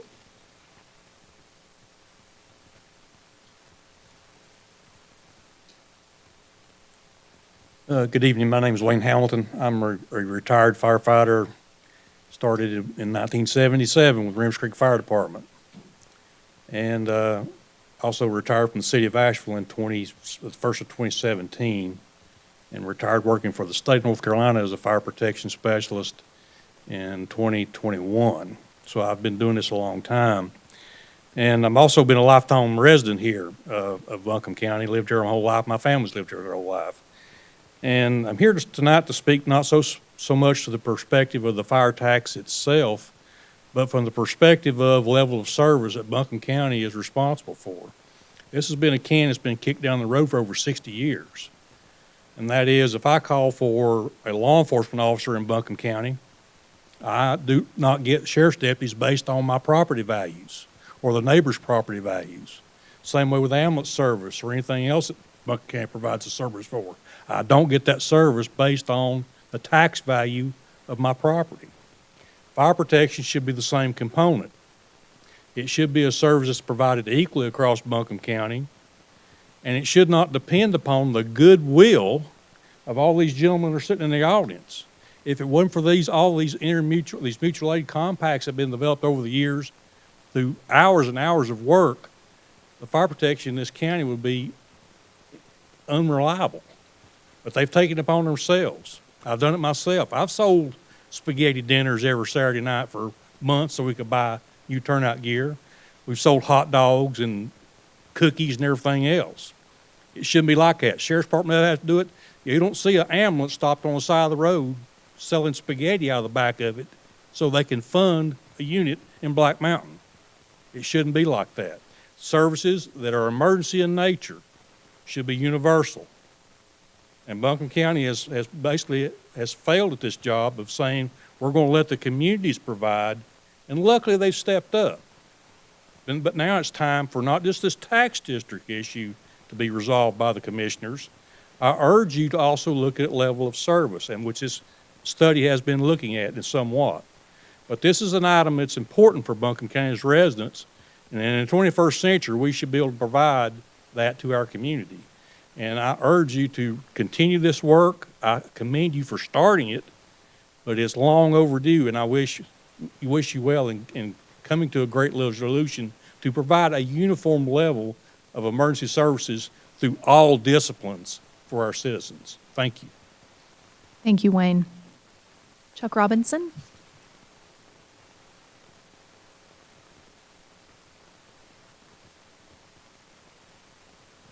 Chuck Robinson, President, Board of Directors, Jupiter Fire Department, also a taxpayer in Buncombe County. Appreciate the opportunity to speak.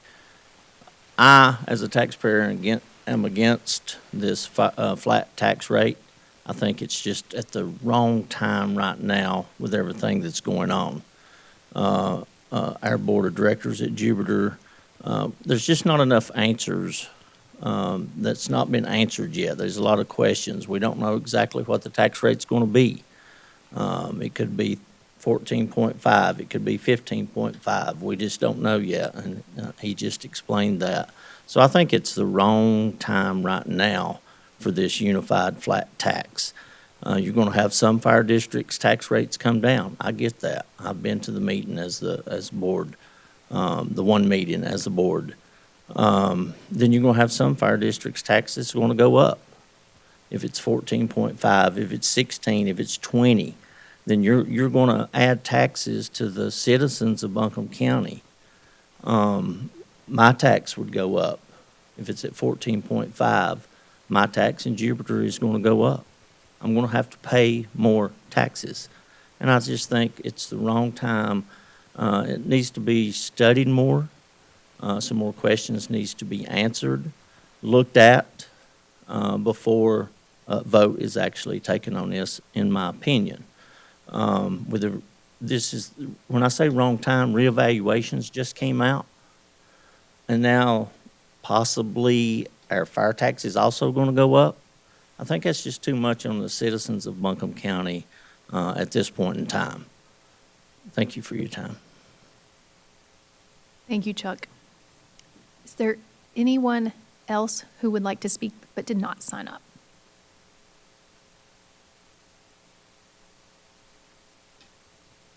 All right, we will close the public hearing at 6:42 p.m. Thank you for coming back, Raphael. Commissioners, questions for Raphael this evening?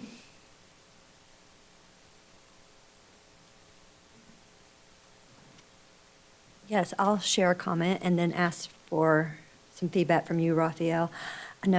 I appreciated y'all sharing some of the counties that have gone to this, and I did reach out to some of our colleagues in those counties a few months ago just to better understand from their perspective how that's going. So I reached out to colleagues in Avery, Johnston, and Transylvania counties so I could kind of have a span of time that they had gone to this, to the tax district. And those three colleagues that I spoke to were very favorable. They said that they were 100% glad that they had done this.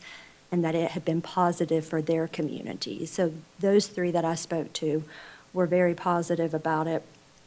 And they did also mention that over time you make adjustments as well, right? Like that with anything, when you're doing something new, that you're able then to make adjustments as you're going. And they said they'd be happy to speak with any of us, of course. And so I'm wondering, Raphael, in the process of y'all working on this, did you reach out to some of your colleagues in these other counties and get feedback from them and kind of learn from their experiences as well? Yes, ma'am. We did send out outreach to all the counties that have gone through this. Not all of them responded, but several did. And we learned a lot. I mean, generally speaking, I think all the counties we spoke to were grateful that they'd made the shift. Some of them talked about some of the challenges they had with their initial models and some of the changes and improvements they made, similar to what you heard from your fellow commissioners. So I think generally across the board, that's what we heard. And the challenges we face in Buncombe County, there's elements of them who are unique to Buncombe County, but a lot of the challenges we're talking about today are challenges that we're seeing across North Carolina, and this seems to be a common popular solution to addressing some of those challenges. Thank you.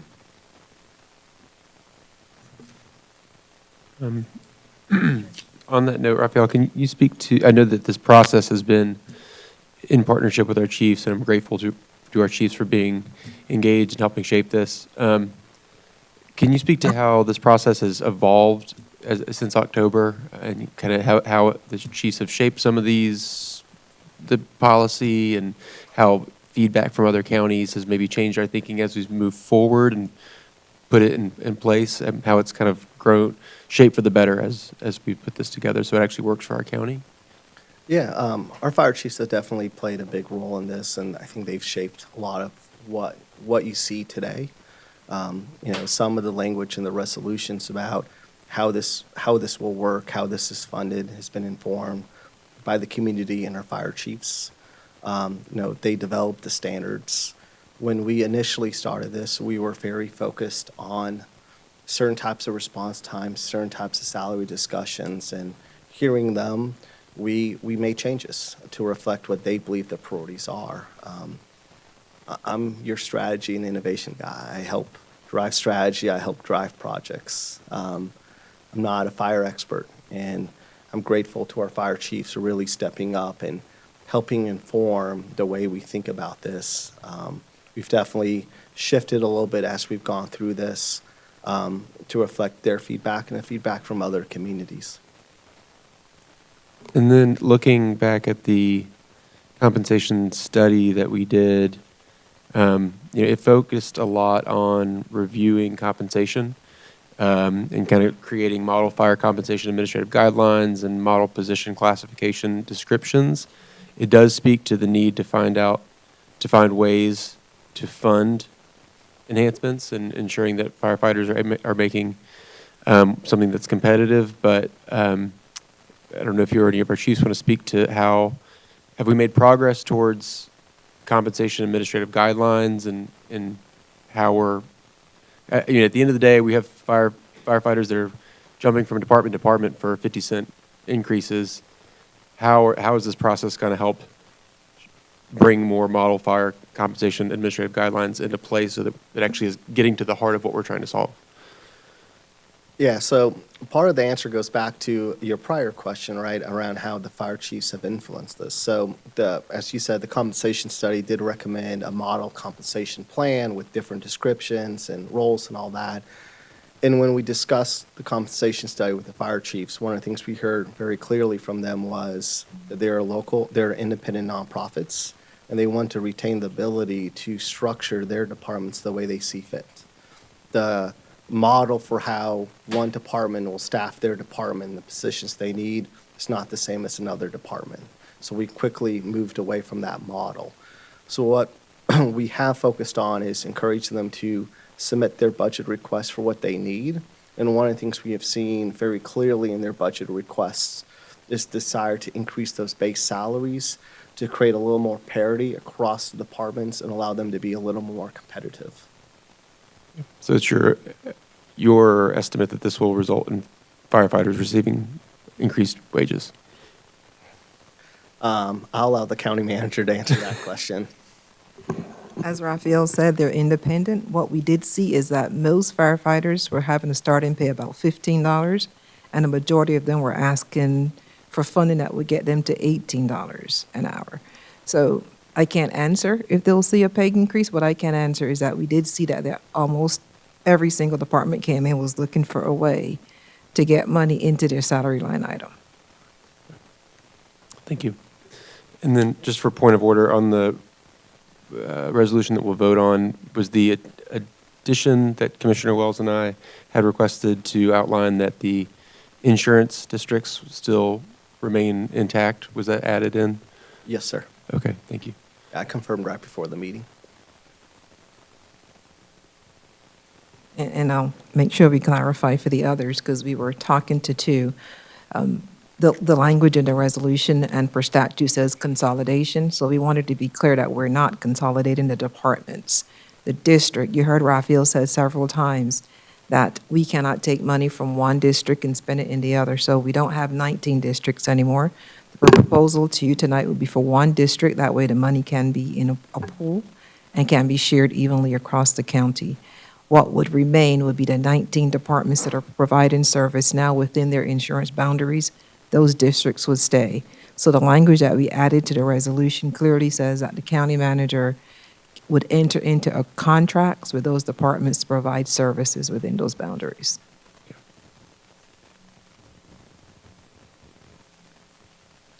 Question I have is, by consolidating, doing the tax this way, what will that do for the salaries? And by that, I mean, you know, I've watched over the 10 years I've been a commissioner, and the salaries of our firemen or something, and I'm not a fireman, but I can't believe they're where they should be. But will we be able to level that out and get it to a point where we won't have the movement we see, or how competitive are we with just the other departments around? You know, when you look at Transylvania, Henderson County, City of Asheville even, you know, where are we there? Because that's a concern I have with this. You know, we need to look at that. So the way, in honor of the idea of the concept that we've had historically in this county that we want to continue, of allowing the departments to make their own decisions about how they run, our role as the county is to assess their budget requests and to determine how much money the county will provide them provide fire service. Ultimately, it is up to each department to make the decisions around how they're going to use that money.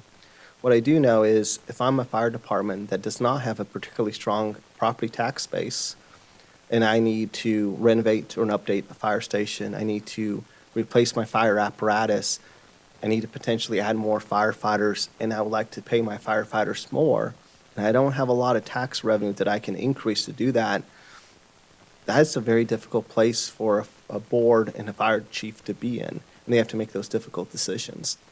Our goal, in part, by doing this flat tax, is to be able to generate some more revenue to allow our fire departments to make some of those investments. They have told us loud and clear that they plan on investing in salaries if they receive additional money, but ultimately, it's their departments and their decisions. I just don't want to see us put them in a position for salaries where we're competing against each other. We already are. In the county, yeah. It's bad enough outside, yeah. Thanks.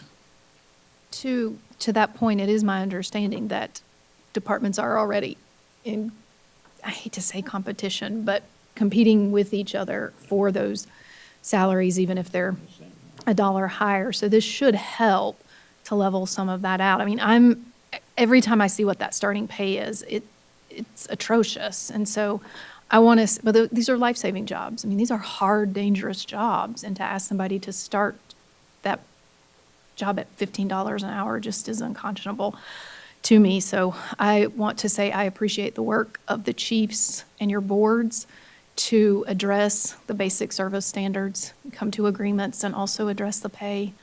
of your teams. Thank you for that hard work. Are there other questions? Terry? I'll share a comment. Should we decide to proceed, I think we will continue to learn and make adjustments on this as needed, because I think we need to ensure that our fire departments are strong and that our community safety is a top priority for us. And that's part, as one of the gentlemen said earlier during public comment, that is very important for our entire community and for the safety of our firefighters as well, which is very important to us. With that, I will make a motion. I don't have the motion in front of me, but I will make the motion to proceed with the. Can we pull Can you that pull slide it up, up? please?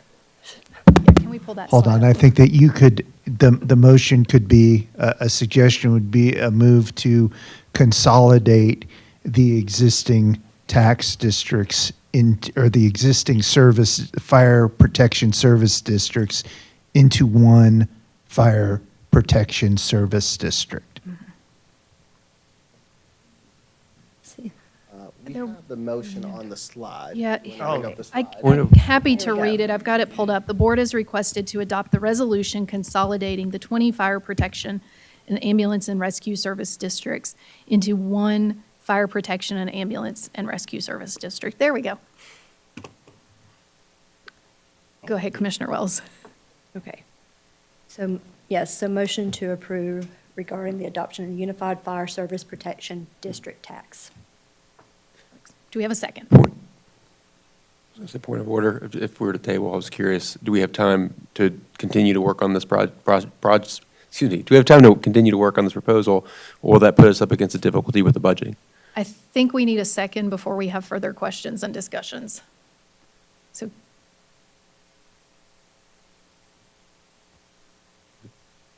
Point of order, but good. Kurt, correct me if I'm wrong. Do we need a second before we have further Yes. conversation? Okay. Do we have a second to Commissioner Wells' motion so we can then address your further question, Commissioner Ball? I'll second. Thank you, Commissioner Whitesides. All right, Commissioner Ball. Point of order about timing. If we were to continue to explore the options around this, what are we up against as far as our budget timeline? As you know, our next meeting is May 5th, and that is the recommended budget. So we will continue working on this with our fire chiefs. I promised them before I put a number in my recommended budget, I would share with them where we land and what's in and out the budget. So I'll be continue working with them. But the recommended budget is scheduled for May 5th. The public hearing on that is May 9th. So if we don't do this action tonight, there's no recommended budget, including this piece. So that is the timeline. Since our goal was, when we started this, our goal was to have this meeting last time, and then we didn't have that meeting. So we have both sessions tonight, so we can be prepared for that May 5th recommended budget meeting. Are there further questions or discussion? If not, all in favor of the motion, say aye. Aye. Aye. Any opposed? I oppose. Okay. All right. Motion carries. Thank you all very much. Raphael, thank you, and to Manager Pender, and again to all the fire chiefs. We really do appreciate your long-term service to Buncombe County and to the fire service and our residents.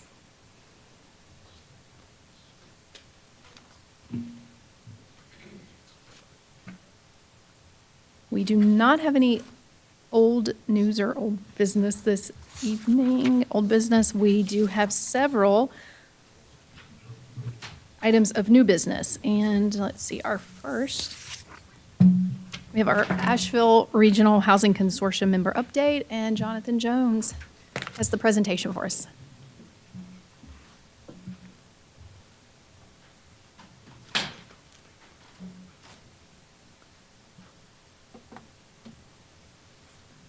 Good evening, Commissioners. The item that I have before you tonight is an update on the membership for the Asheville Regional Housing Consortium. This is also referred to as the Home Consortium. It was a body formed in 1992 by local governments in Buncombe, Henderson, Madison, and Transylvania counties to direct federal entitlement funds. Each year, HUD allocates approximately $1.2 million in home investment partnership funds to support housing construction, rehabilitation, homeownership, and rental assistance activities. So many of the activities the county supports through its Affordable Housing Service Program. The City of Asheville does serve as the participating jurisdiction, so it manages the program and provides administrative support. So in 2010, there were 11 member governments in the jurisdiction that signed a joint cooperation agreement to manage these funds collectively. On the slide here, we show the distribution of those representatives over the various counties and local governments that participate. After that joint cooperation agreement was signed in 2010, the townships of Mars Hill and Marshall chose to participate, and the home consortium agreed to include them, and those townships signed an updated joint cooperation agreement. According to HUD's rules, all the local governments that participate in the consortium would also be required to sign the updated membership agreement, joint cooperation agreement, but that didn't happen as it should have. In good faith, both Mars Hill and Marshall have continued to participate in the consortium meetings, and so in January of this year, the consortium agreed to make an administrative correction and requested that all of the participating jurisdictions sign an updated joint cooperation agreement and approve a resolution recognizing the membership of those two members. The addition of, or the official recognition of Mars Hill and Marshall doesn't change the funding allocation from HUD, and both of them have participated in the meetings previously. So there's not much that changes in the ongoing operation of the consortium. This is primarily a administrative correction. So the request would be for Buncombe County to approve the updated joint cooperation agreement and resolution. Motion to approve the updated joint operating agreement. Second. Thank you. Any questions for Jonathan or discussion? All in favor, say aye. Aye. Any opposed? All right, motion passes. Thank you, Jonathan. We appreciate your time this evening. We have several budget amendments this evening, and John Hudson is joining us with background information on each of them. Our first one is budget amendment for project and grant closures. Good evening, Commissioners. I bring before you a series of budget ordinances for annual closures of projects and grants in multi-year funds. In order to close these items, the final activity on the specific project or grant would have taken place in prior year, meaning fiscal year '25. In the Public School Capital Needs Fund, 12 projects and debt service are closed at $137,555,043, with $6,700 of savings to be reapplied. In the Grants Fund, 20 grants are closed totaling $7,771,931. There are about $43,000 in savings. In the AP Tech Capital Fund, 4 projects and debt service are closed at $128,422,495, with $2.5 million of savings to be repurposed in the fund. In the Public School Average Daily Membership Capital Fund, 5 projects are closed with a budget of $1,466,631. As these are reimbursement projects, there are no savings. In the Capital Projects Fund, 8 projects are closed at a total of $4,612,588, with $83,000 of savings for other projects. In the Solid Waste Capital Projects Fund, 2 projects are closed at a total of $320,000, with $21,600 to be repurposed for other projects. In the Housing Open Space Bond Projects Fund, 2 projects are closed with a budget of $229,787 that may be reallocated. Are there any questions on project grants or closures? Any questions, commissioners?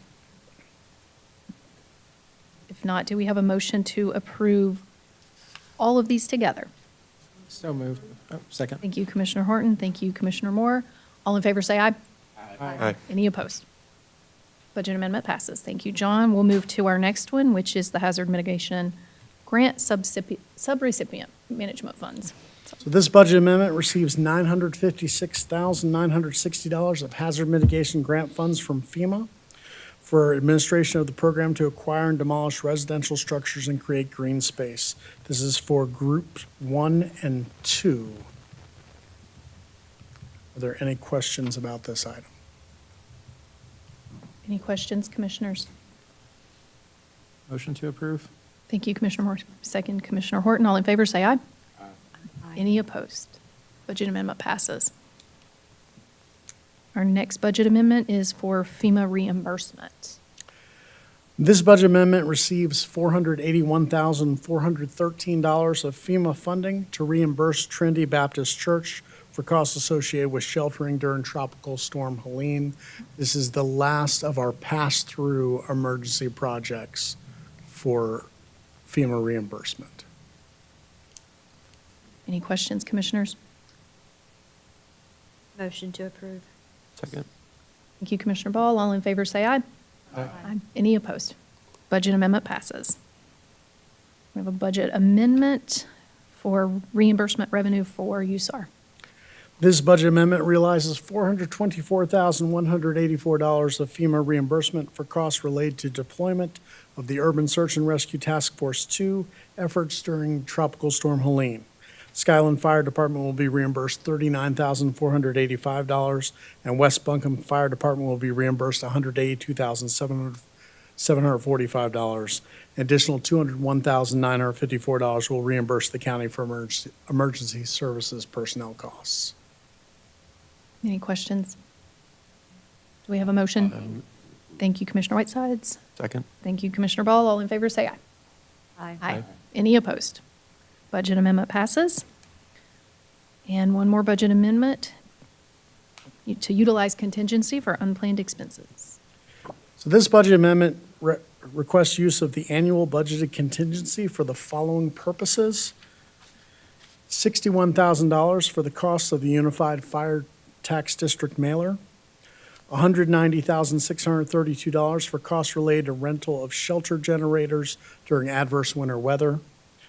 $50,000 for outside legal expenses, $4,377 for matching funds to the City of Asheville for Code Purple daytime operations during adverse winter weather. The remainder will be moved to the public safety function for anticipated overages for inmate medical expenses at the detention center.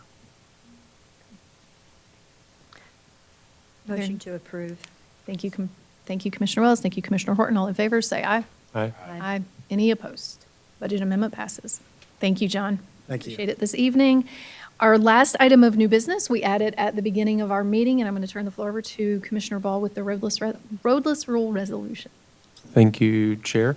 Yes, I would, as we heard during public comment, there's broad support in the community to recognize the 25th anniversary of the roadless rule and thank the Forest Service for their wise stewardship of these areas, recognizing the economic, cultural, and fire prevention benefits. So I would move that we adopt the resolution recognizing and celebrating the 25th anniversary of the roadless rule.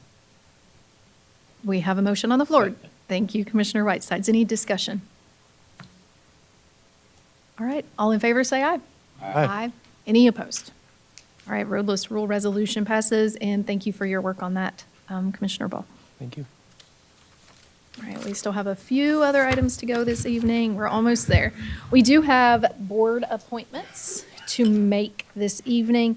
The first is the Mountain Community Capital Fund Operating Committee. This is a governance and legislative committee. We typically interview for those, and I would recommend that we do it at our next meeting, or before our next meeting. Does anyone have conflicts? What date is that? May 5th. Thank you, Sarah. Do you all have early childhood that day? Okay. Yes. Okay. At 1, could we do them, the 3 of them at 11? So that you all have plenty of time to have lunch and Yeah. meeting time, commissioners? Commissioner Horton, does that work for you as well? I will likely be able to get back. I have a flight that morning into Charlotte and we'll be driving up, but we'll be there. Will there be a call-in option if need be? We can set that up. Okay. Yeah. I will probably be able to get here, but just in case, I'd be great to be able to call into that. Thank you. Does that work? Okay. All right, so 11 a.m., we'll set those 3 up. Thank you.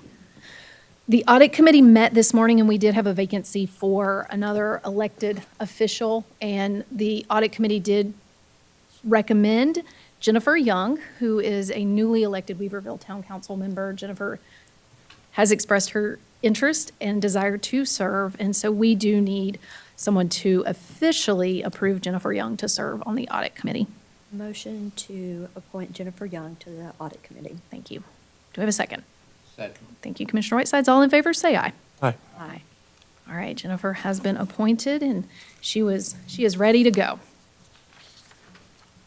All right, we do have board updates, but our first item under board updates is the North Carolina Association of County Commissioners video. Kevin Leonard, the executive director for NCACC, reached out a week or so ago to see if we would play this video at tonight's meeting.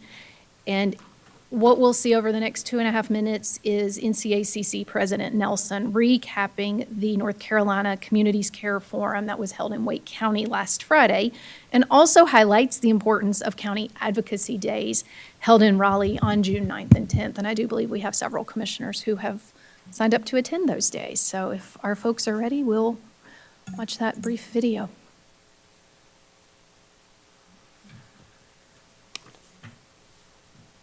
Hello, everyone.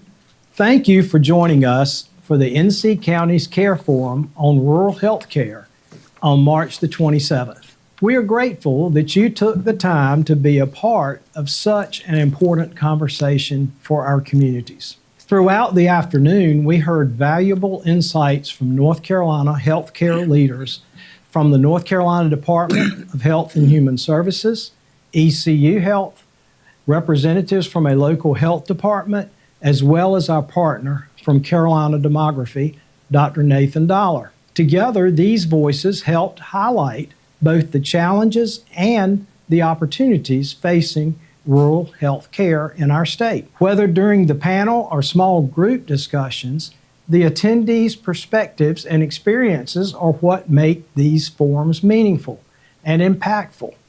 This kind of engagement is how we move ideas into action. We hope you'll continue the conversation with us at the next forum in this presidential series on May the 20th in Beaufort County. There, we'll take a closer look at health care in jails, another critical issue affecting counties across North Carolina. Be on the lookout for the registration information. Now, I want to mention something very important to all commissioners across the state.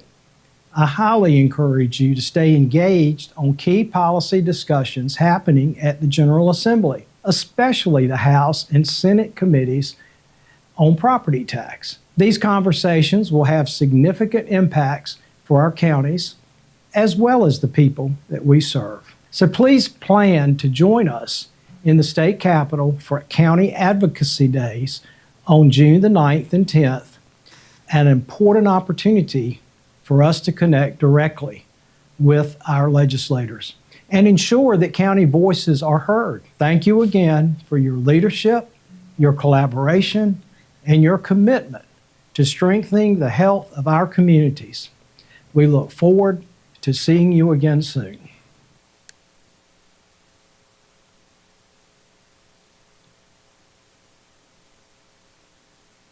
All right, commissioners, are there any updates from boards and commissions that you serve on? I'll share one. Okay. And, and first of all, I want to thank Commissioner Horton for attending the county care, so I'm pretty sure she'll give us an update on that, and I very much appreciate her going. On March 26th, we hosted the steering committee for the North Carolina Ag and Natural Resources, and I want to give a special thanks to staff, many staff and partners, but Sarah and Sybil are here in the room, so I'm going to especially thank them for their help, and I've received so much good feedback from the folks that attended and from our association, and that was for the Healthy Rivers and Waterways. So we hosted the meeting here, and then staff worked really hard on organizing some really outstanding site visits, and people appreciated that, and I appreciate it very much, so thank you all. Thank you, Commissioner Wells. We'll just go down the dais. Commissioner Ball, any updates? Not from committees, no. Okay. Just a Commissioner very brief one. I wanted to thank our Early Childhood Education Committee for going through a very rigorous, tough screening for some very competitive programs. Very grateful for all the work that people put into this. And we will have some openings coming up in June. So for anyone who wants to join in on more unpaid labor, you're welcome. Thank you. Very brief update. The Affordable Housing Subcommittee met today, had multi-million dollars worth of requests to siphon through, and we have made some really tough decisions that will be coming forward to the rest of the board as part of the budget process this year, and appreciate the work of our two newest subcommittee members who were learning this process as they went alongside us today. I have some good news from the Recovery Committee for Western North Carolina from Helene. We met yesterday, and they awarded $4.1 million in grants to parks, in the area. And we were fortunate. $345 million was awarded to the city of Asheville, $284 to Buncombe, $284,000 to Buncombe County. And I didn't get all of this one, but I will be sending around the minutes. But the third was Montreat, the town of Montreat, and they got over 200,000, but I don't remember the exact amount. So we did pretty good, I think, yeah, thanks to our staffs who, wrote them up. And you will hear more. I'll send that around because the governor has requested a lot more funds now, the next phase from Helene, and that will be opening up. Have you heard about it yet? You will be. That will be opening up soon, but that should be good for us. More money, we hope. Great news. Yeah. And the only other thing I have, I'm on the governor's Western region for the governor's residents here. And what we're doing now is trying to really push that where the community in Western North Carolina will use it. Because something I found out, the house is furnished from furniture that was built here in North Carolina. The shrubs around it, it's all native plants. And it's with the pavilion and the house. It's a good place to meet. And we're going to push it to nonprofits, to use it, on occasion. Yeah. Great. That's all I have. Commissioner Horton. I don't have a lot to say. I am on the mend from double lower lobe pneumonia, so I don't have the capacity to sit here and give a big update. So at the next meeting, I will be more than happy to give a whole update. But the most important thing is that the Department of Health and Human Services Board, we have several vacancies. Okay. So please, we need members. Thank you. Thank you, Commissioner Horton, and thank you to all the commissioners. Are there any announcements? And Kurt, do we have a closed session? No, we don't. No closed session this tonight. evening. All right, with that, do we have a motion to adjourn? So moved. Second. All in favor? Aye, we are adjourned.